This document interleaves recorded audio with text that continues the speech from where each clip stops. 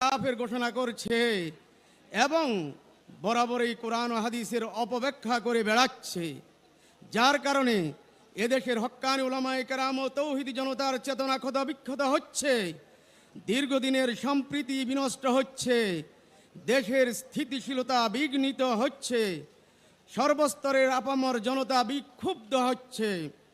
এমত অবস্থায় আজকের মহাসমাবেশ মনে করে হিজবুত তাওহীদ কাফের, এ দলের অনুসারীরাও কাফের।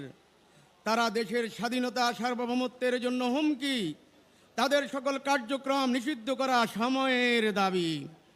তাই আজকের সমাবেশ সরকারের কাছে দাবি জানাচ্ছে, এক, হিজবুত তাওহীদের সকল কার্যক্রম নিষিদ্ধ করতে হবে, তাদের প্রণীত সকল বই পুস্তক ও পত্রিকা বাজেয়াপ্ত করতে হবে। দুই, তাদের পরিচালিত ওয়েবসাইট ও সোশ্যাল মিডিয়াগুলো বন্ধ করতে হবে। তিন, জঙ্গিবাদ প্রচার রোধে হিজবুত তাওহীদের নামে এবং তাদের অর্থায়নকারী সকল ব্যাংক অ্যাকাউন্টগুলো জব্দ করতে হবে। চার, দেশের বিভিন্ন স্থানে নিরীহ মুসলমানদের বিরুদ্ধে হিজবুত তাওহীদ কর্তৃক যে সকল মিথ্যা মামলা দায়ের করা হয়েছে সেগুলো প্রত্যাহার করতে হবে। আপনারা সবাইকে এই দাবিগুলোর সাথে একমত? আজকের মহাসমাবেশ থেকে নিম্নোক্ত কর্মসূচি ঘোষণা করা হলো।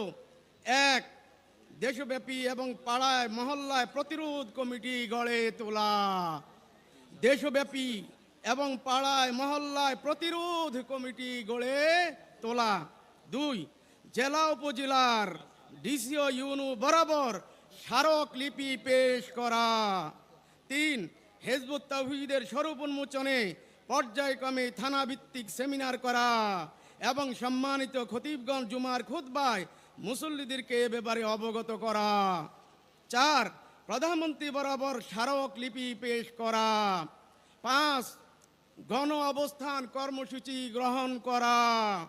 ছয়, ঢাকায় জাতীয় মহাসমাবেশের আয়োজন করা।